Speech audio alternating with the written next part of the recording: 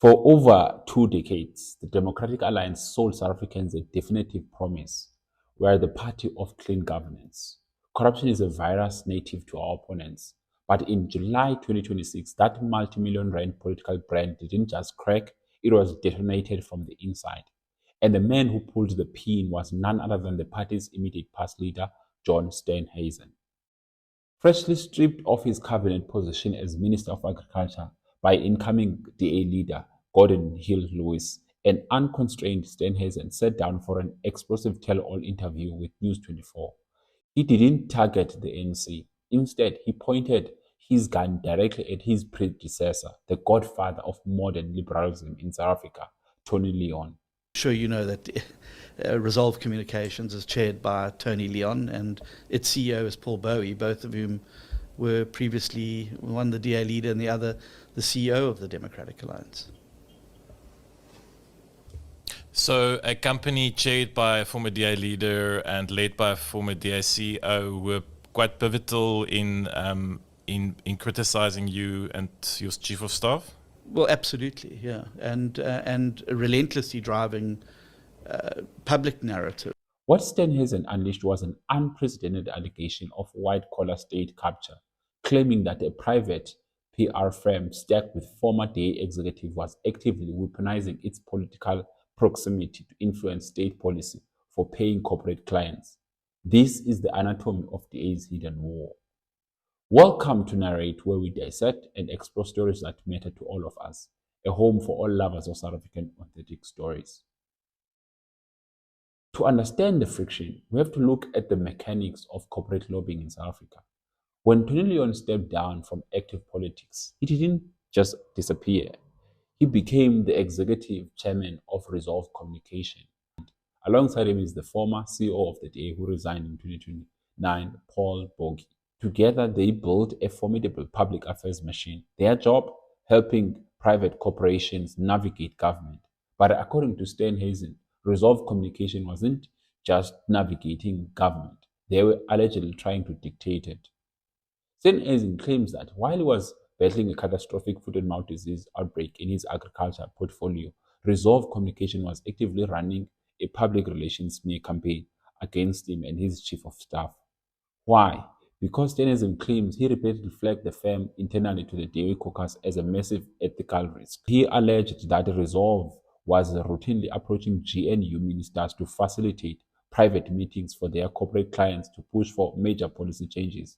And the biggest client in the middle of the storm, Elon Musk's Starlink.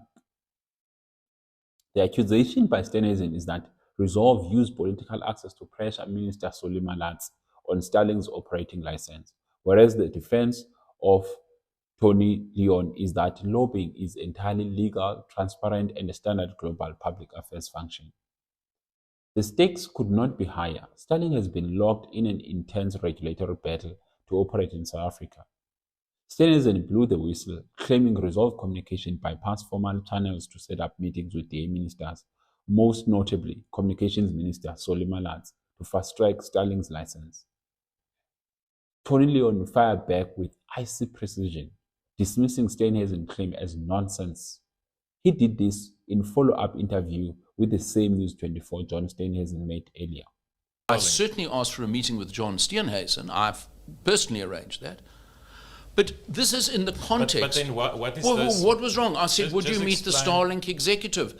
Now listen, let's just get something quite clear, because we are in danger here of going down some rabbit hole which will land some very mad, bad place.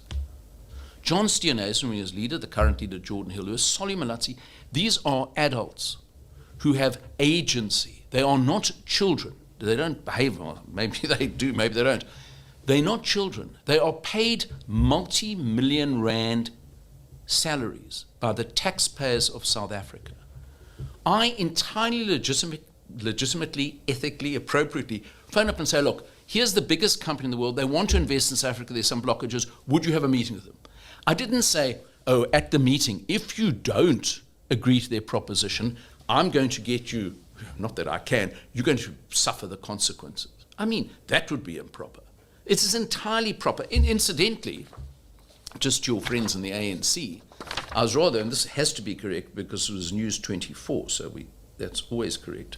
On the 25th of June 2025, around that time I think our Starlink contract kicked in, Ramaphosa backs Malatsi's plans, equity equivalence regulations paving the way for Starlink. There it is. So what is the accusation here? This is what I'm trying to just... Leon openly admitted he asked Steenhuizen to meet a top SpaceX executive, mockingly adding, "John is not a baby. He's not a victim. He's an adult over 50 and the leader of the second largest party." He said with pleasure to the meeting. Leon warned that if he chose to pull back the curtain, there was very ugly and disgraceful stuff he could reveal about Steenhuizen's tenure. But just as the DA tried to dismiss this as a bitter personal feud, Action SA's Michael Bowman entered the chat with a historic receipt.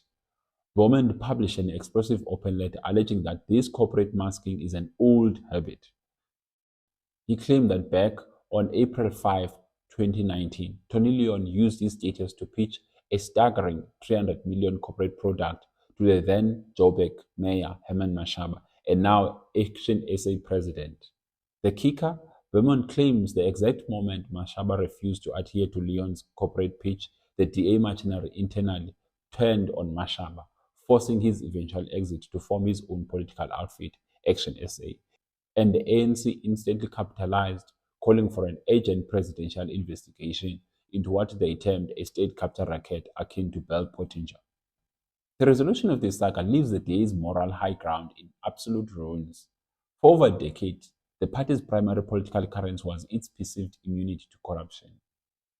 By exposing the inner workings of Resolve Communication, Steenhuizen inadvertently handed the ANC and Action SA the ultimate ideological gift. The ANC gleefully issued a statement pointing out the supreme hypocrisy. After years of the DA weaponizing state capture as a phenomenon exclusive to black-led governments, it is a white former leader of the DA accusing his own peers of operating a shadow corporate capture network. Whether President Ramaphosa institutes a formal executive probe or not, the damage is structurally done.